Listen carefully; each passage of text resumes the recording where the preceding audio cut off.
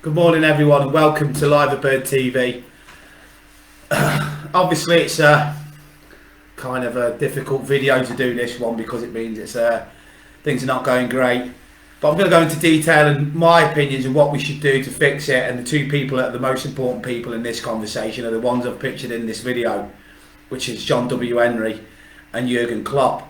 Now, this is fixable, and it's fixable more. It's a lot less of a crisis, which it is a crisis, but it's a lot less of a crisis than you think it is, and I'll tell you why.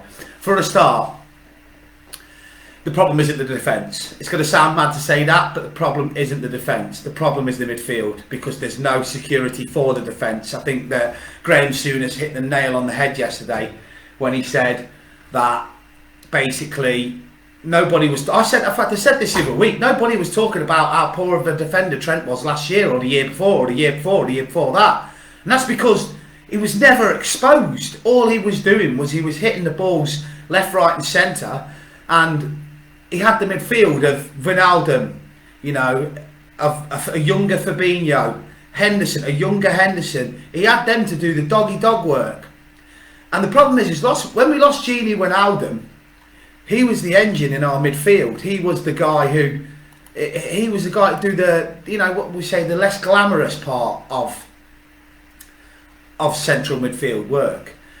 Now, we know that this was said in the pre-season that we needed a bit of youth in midfield, but I actually think that because of the extension of Kirby to make the AXA training ground and the 60 million that the FSG had spent, it was a risk, and it's come back to bite them. But I think they thought, you know, we've got Thiago, we've got James Milner, we've got Jordan Henderson, we've got Fabinho, we've got Curtis Jones, who's 20 years old, we've got Harvey Elliott and Carvalho, and we've got lads like Tyler Morton, we've got lads like Bajcetic, who's been outstanding when I've seen him play in the central midfield.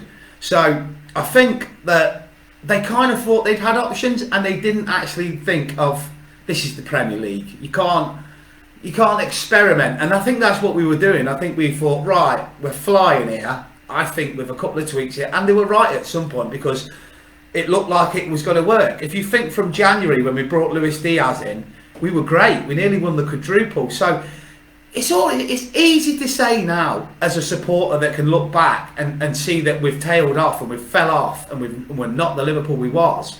It's easy to say that now, but let's not forget that only a few months ago we were nearly winning the quadruple.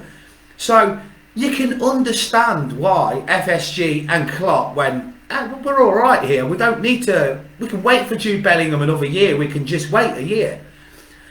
But I honestly believe now that there's nothing they can do now. They can only wait until after the World Cup and January window.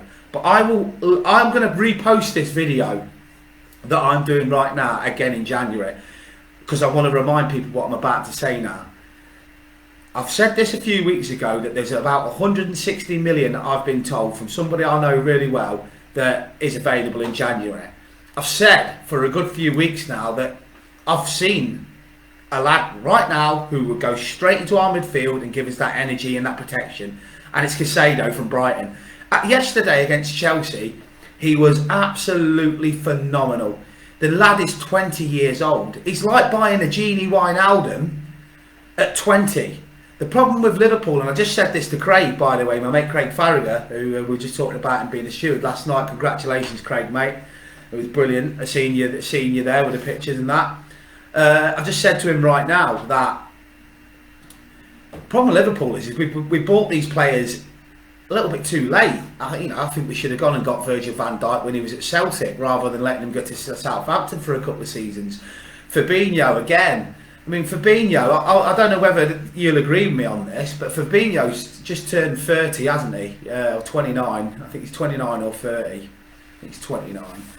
And he looks like he's for getting injured for the World Cup. He actually looks like, I've won the European Cup with Liverpool, I've won the Premier League with Liverpool, I've won the League Cup, I've won the FA Cup, I've won the Super Cup, I've won the World Club Cup, I've won everything there is to win with Liverpool. I don't want to get injured because I don't want to miss the World Cup. Now, I'll back that up with a reason how these footballers think, and that is, Kevin De Bruyne was asked a question last week, if it was a choice between winning the European Cup and the World Cup with Belgium, what would you choose? And he didn't even think. He didn't even think for a minute. He went, Belgium. Belgium. 100% Belgium. So a lot of these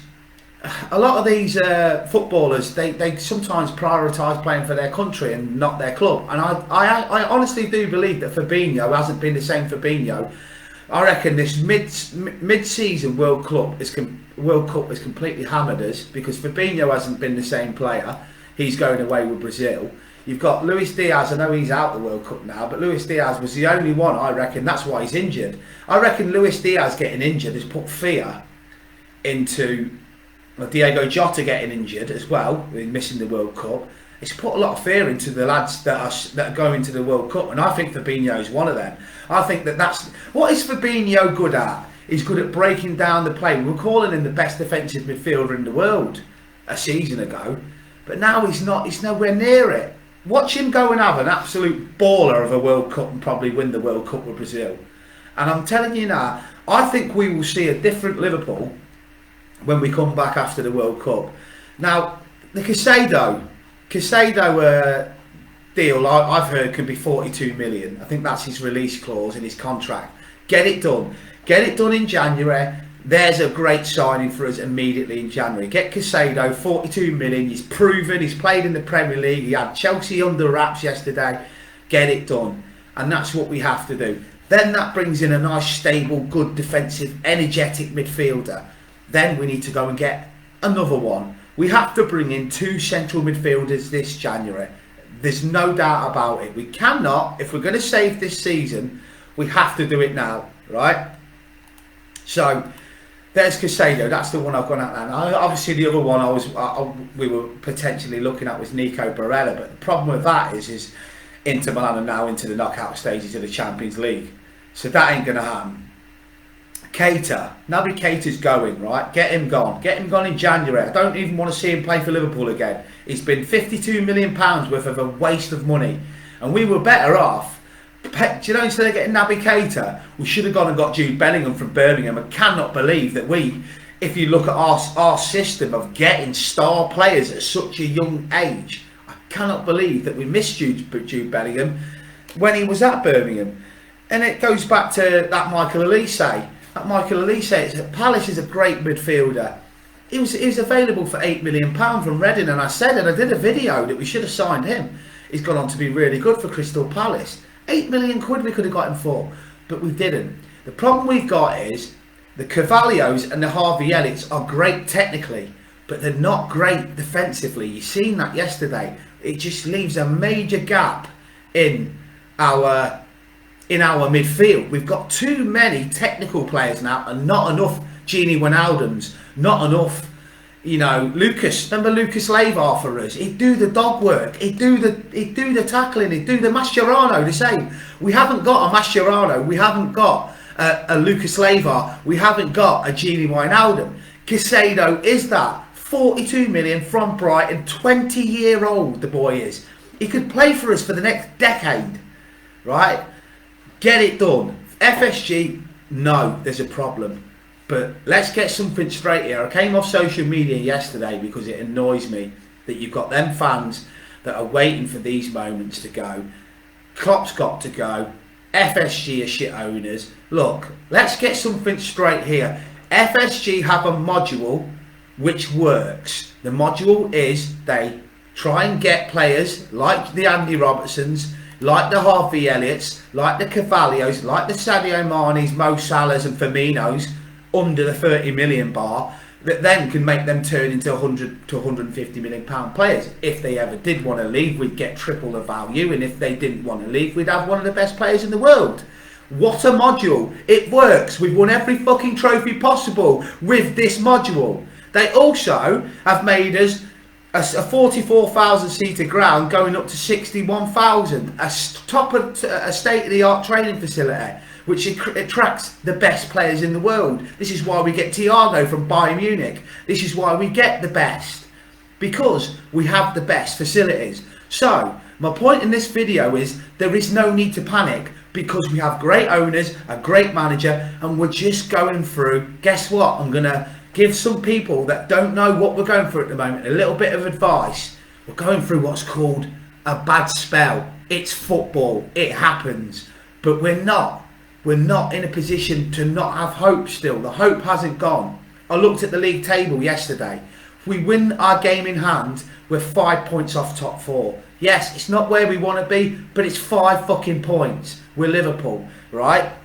We are missing Luis Diaz like you cannot believe. Diego Jota, we won against Man City when he was playing. We are missing him like you would not believe, right? And we are missing an engine in the midfield.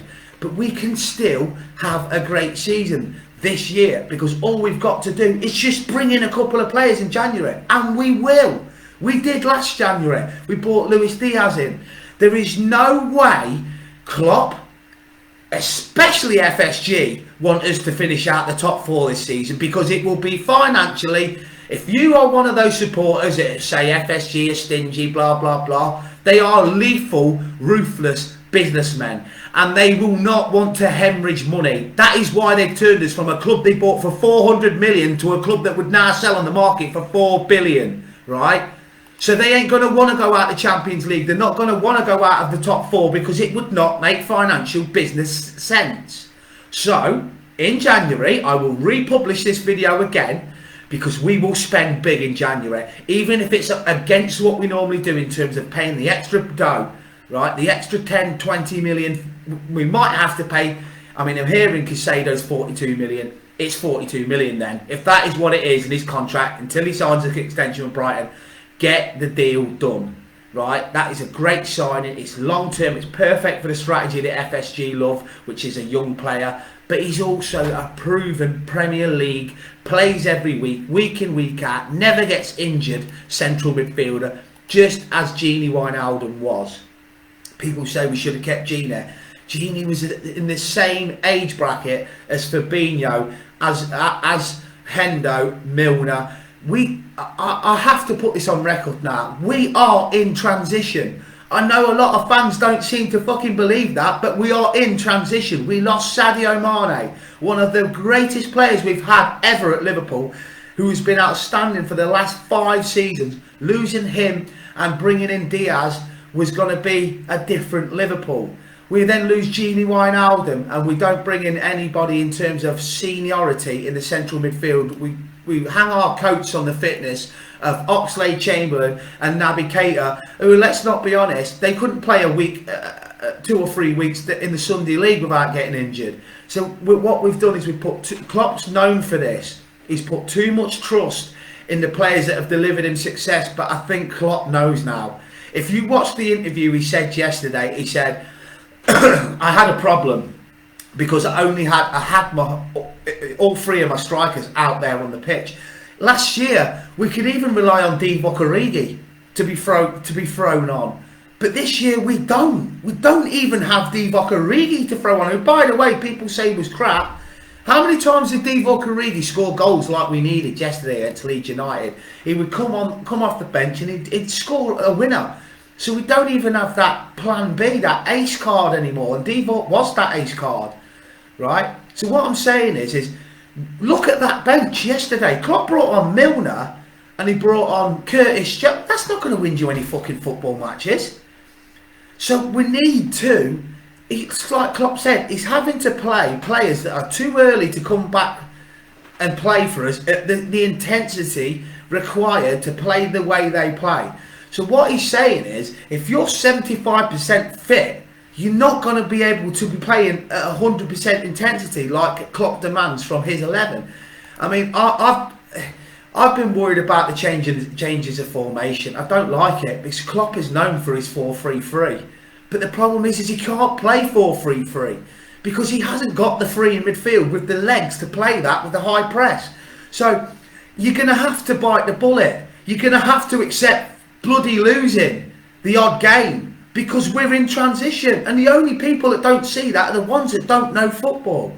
It's the football fans that sit there and they're on their PlayStations and they want to sign fucking Mbappe and they want to sign people like that so they can piss about playing a computer game with their mates. It's not a computer game. This is the best league in the world.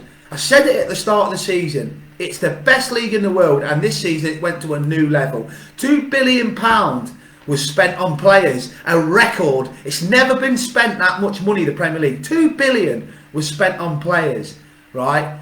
So everybody's got sheer quality. And do you know why? The top four ain't over. 5 points is absolutely nothing.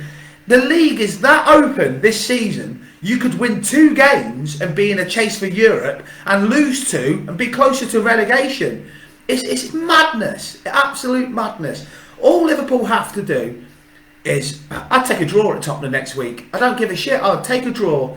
Get a draw against Tottenham minimum. Beat Southampton at home. Stay within 5 points of the top 4 race. Then get the World Cup out of the way. It's been a fucking hindrance from day one. I genuinely believe we'd be in the title race now if it wasn't for the World Cup, because I believe that it's completely affected the way our players are playing. Because I don't care whether they'll admit it or not, but a lot of our players have got a half eye on the World Cup because it's in mid-season. This has never happened before. And I can see it in the intensity. What does intensity demand? It demands full energy. It demands a player 100% committed. You'll notice that a lot of the players that are outrunning us, because we've been outrun this time so many times, are the ones that ain't going to the World Cup. It's basically, and if you look at, like I say, Pep Guardiola came out this week and said he wants more from Kevin De Bruyne. Do you know why he said that? Because he realises Kevin De Bruyne isn't playing at his full pelt. He's still brilliant. The free kick he scored yesterday.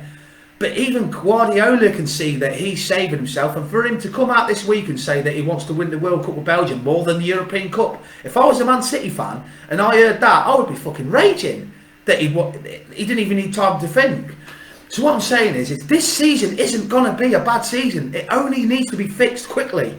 But we can't fix it until we can sign players, and we can't sign players until fucking January. So what you're wanting now can't happen. We're going to have to make do with what we've got, which is half-injured fucking squad, one that's coming to the end of their careers. You know, James Milner won't get another season now. That's his final season. Hendo's probably got a year left, if that. And I love Hendo, but he's probably got one more season with us before he probably goes back to Sunderland or something like that, or probably America, who knows, right? So the transition's not going to get better. It's going to get worse. Because we're losing all of our best players that have been the reason why we've won everything over the year. So what I'm saying to you is we might have to bite the bullet for probably 1 or 2 seasons where we just finish top 4, try and nick a couple of domestic cups. Because we're not winning the league until we get that 4-3-3 back and that settled 11. Do you know what? If you close your eyes now and went back a year ago or 2 years ago, you could name Liverpool's best 11. I'll do it right now. Alisson, Trent, Matip, Van Dijk, Robertson, Wijnaldum, Henderson, Fabinho, Mane, Salah, Firmino, in no particular order. Because that was a side that played every single week and we just had a bench to come on. We haven't got that no more. Gini's gone. The rest have got older. Mane's gone. You know, Matip's getting, he's 30-year-old now. We've got the future in Ibrahima Konate. What happens? Konate comes in as an absolute baller of a game and then he gets injured. So it's like we've had no luck this season with injuries. So every time Klopp thinks he's got his settled 4-3-3 again, he gets injuries and he's had to then throw in people that are not ready yet. Carvalho's played in the Championship last year and he's been thrown in this season to try and play in the Premier League in his first season. He's done all right. Harvey Elliott has been playing a lot. You're relying on a 19-year-old boy to get you out the shit, and I felt sorry for him yesterday because he's getting frustrated because he's under immense pressure and he shouldn't be at 19 years old. People are wanting Jude Bellingham to come in now. That's 19 as well. Are you going to say we're going to need more? I think we need more experience. But I get why Jude Bellingham coming in, because it would be another good signing for FIFA and all that. But you know what? I'm not interested in that. I'm going to probably surprise somebody right now by saying this. Right, if you ask me, if I had a choice between Nico Barella and Bellingham, I'm sorry, but I'd take Nico Barella. And I'll tell you why I'd take Nico Barella, because he plays he's a number 8, he's a central midfielder, he's mid-20s, he's 25 years old, right? He's played in a major football club in Inter Milan. He's won the league with them. He's playing in the Champions League. He scored goals away in the new camp the other week. He's an Italian international with multiple caps behind him.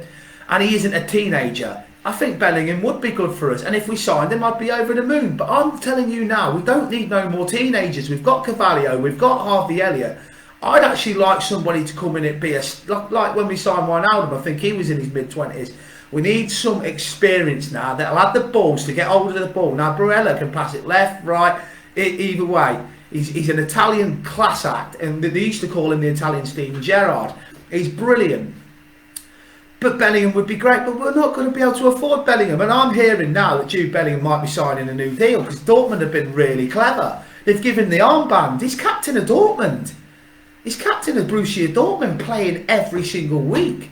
So he's happy. He's only 19. He's got no rush. He could stay there for another 2 or 3 years. He might love playing in front of 80,000 people every week.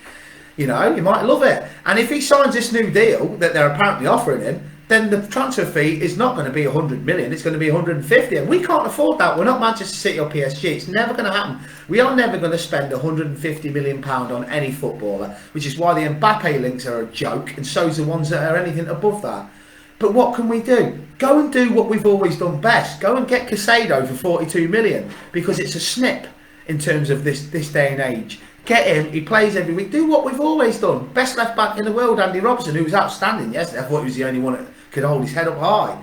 We got him for 7 million. We got Thiago for 25 million at 5 million a season. You know, Thiago just needs that protection as well, so because he's worried at the moment about going too far forward to affect the game in the last third of play, because he's worried about the exposation. I mean, you're asking a 31-year-old to track back and chase and hassle, and he'll do it as much as he can, but you're not going to get the intensity. You need Casado, 20-year-old central defensive midfielder who yesterday ran a mock against Chelsea in there, and you can get him for 42 million. You've got that Eze at Palace, you know, he's a decent midfielder. You've got, like, there's players out there, there's tons of them. I mean, there's a few that I can't pronounce. You know, you've got that kid at Napoli who's absolutely outstanding. So, listen, all I'm saying is wait till January, right? But expect a few more bumps in the road because you just don't know football if you don't expect that. We have gone from having a shoe-in 11 to tons of injuries, and we've also lost a little bit of confidence. And when you lose confidence, I mean, the atmosphere yesterday at Anfield was shocking. It was shocking. And I don't care what anybody says about, I've been to over 100 games before, so if you put that comment, I'll know I wasn't there yesterday, I live in Bridgeway, Scotland now. But I'm just saying, you can tell, I have my projector and my surround sound on quite loud, and all you could hear yesterday was the Leeds United fans, our fans. The minute we went 1-0 down, they went. And Klopp nearly said it in his interview yesterday, but he sort of backtracked on it and thought maybe now's not the time. But I know why, because I think it's because the fans are a little bit down because they expected big things. I get it, because I was a little bit quiet, sat in my front room yesterday. It happens when you're getting a bit of a kick in the balls every week. But Liverpool, they need us now more than ever. We can't just sit here going, oh, man, we've been very lucky. Man United have spent nearly £1 billion and they haven't won a trophy for 6 years. We won one, a couple of months ago, 2-3 months ago. So we've been lucky. So all this club needs now, it's not a great big overhaul. It needs 2 signings. We're 2 signings away from being back again. 2 signings, and they're both in that central midfield position. And if we go out and get Casado and another central midfielder from around the world, somewhere in Italy or Spain, somewhere like that, go and get someone that plays week in, week out, not one like Naby Keita. We cannot get a Naby Keita again. I mean, he has been an absolute joke.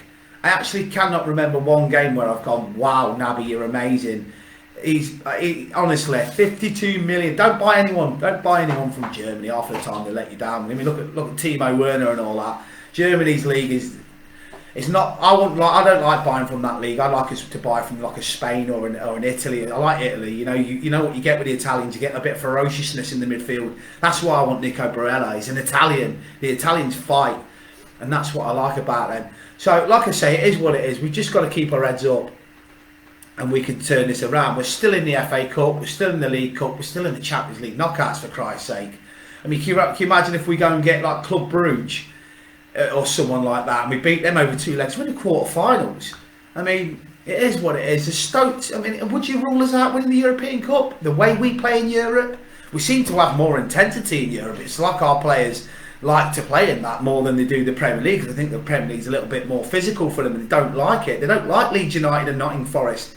They don't like games against Fulham when Mitrovic is batting them around. They don't like it. They like the technical play where they can be technical, and I think that's why you'll see us do better in Europe this season than in the league. But you see that with Liverpool all the time, even under Rafa. We'd go and get beat by fucking somebody in the league, like 1-0, like Fulham or someone like that, and then we go and beat Milan or something in midweek. It's just the way we are. But like I say, we've just got to keep going. Because at the end of the day, that's our job as supporters. I came off social media last night because I couldn't be asked to sit here and go, right, basically, he needs to go, Curtis Jones. I mean, Curtis Jones has not played for 3 months and people want him to come in and be fucking Deco. It just does me head in. He's going to need games to get himself up to match fitness. He's playing in the Premier League, not the Sunday League. So that annoys me. He gets it. Gomez got it yesterday. Yeah, he was shit yesterday, Gomez. But let's not forget, Gomez has always been like that. He's never been a steady Eddie every week, but he can have an amazing game one week and a crap game the next. Konate has to start alongside Van Dijk. Konate is our best defender alongside Virgil. No doubt. Get him in against Tottenham this weekend. Fact. That has to happen. Napoli midweek, I'm not arsed. We're already through anyway. Give some of the youngsters a game. It is what it is. We're going to finish second anyway, so it doesn't matter. Rest our players. Put out Bashetic in midfield. No one's bothered. I don't think even Napoli will put out a full strength side either, because the group's done. So rest players for Southampton, right? For Tottenham. Rest them. And like I say, we're 2 signings in the central midfield position away from becoming an absolute beast again, and that's what I believe in. I'm going to go through loads of comments now, and if you've got any questions, we'll finish the video off with a question. So let's go through the comments. Morning, Jerry Duncan. I agree with you. We will see a different Liverpool after the World Cup. Craig Farragut. Morning, mate. Well done for yesterday. Well said, mate. Scott Hunt. Morning, mate. Sam Davis Origi was one of my favourite players. Always played him on FIFA games too. Love that. Great response. Robert Clegg, spot on, mate. Robert Clegg again. Exactly. All squads go through cycles. I think the comments are coming through now, so just bear with me. I'm just trying to catch up. Oh, exactly. All squads go through cycles. For fuck's sake, Shanks didn't win a title for 7 years. Exactly. But John Burnson, hi mate. Hi mate. How you doing? Barella all day long over Belling. Robert Clegg. Totally agree, mate. He's just got everything. Mark Chester, agree, mate. I will always be red. Peter McGough, sorry, but we are more than 2 signings away, mate. There's 4 heading out. Yeah, I know what you mean by that. But I'm on about this January window, mate. Yes, I know that when it comes to the summer, Peter, we're going to need more than that. But I'm just on about this January window, mate. So I'll just keep it out. 4 heading out the door next season. We have 3 players not good enough to start. Our bench is back to Roy Hodgson days. That's a bit harsh. I don't think it is back to that. If you count the fact that the bench is only weak at the moment because of injuries, because if there wasn't any injuries yesterday, you'd have had Jota, Diaz and that on the bench. It'd have been a lot better. But so talk to your opinion. Our bench is back to Roy Hodgson days, and now equals his recorded. We will get ripped apart on Tuesday and Tottenham away. Be fun. It's been a nightmare to watch. Bang average. Something wrong in the club and no plan B. Well, you can't have a plan B when your plan B's fucking injured, can you? So you can't have a plan B when there's no transfer window open either. So the plan B is what my point is. The plan B has been taken away from us. When we lost Luis Diaz, that was plan B gone. When we lost Diego Jota, that was plan B gone. Right? We lost Thiago, we lost Henderson, we lost Matip, then we lost all the defence, then we lost Trent for a couple of weeks. I mean, it's just been one after the other, one after the other, one after. Then we got Arthur on loan from Juventus. Didn't even get to see him kick a fucking ball. So even plan B gone out the window with that. We bring in fucking a lad that's played for Barcelona and Juventus, and he gets injured in training, and he's out till fucking next year. So it's just been bad luck. But I get what you're saying, but it just winds me up. Morning, lad. Seen that pic of Craig I sent you? Yeah. He sent me a couple this morning, mate. It was fucking funny. Bless him. Pitch side and everything. It's great news. So all I'm going to say is, we need 2 signings in the January window, and like the man just said there, obviously in the summer we need to bring in, I'd say 3 or 4, because we're going to lose about that many anyway. So it's a big, what we're looking at. It's a big 8. Let's get it straight. Let's just write this season off in terms of winning the league, because that's never going to happen. So that's gone. Why don't we look at it like this? Let's find our way, find the way we're going to play, find our best 11, the new best 11. Let's add to it in January, bring them in, use the rest of the season to nurture them into the way we want to play, right? We go into the next season with a new look Liverpool, new squad, new bouncingers, good few wins tailing off to the end of the year, possibly nick a cup, possibly try and nick the Champions League, who knows? I doubt we'll win it, but who knows? You just never know. I've seen Liverpool win it in 2005 when we were a lot worse than this, right?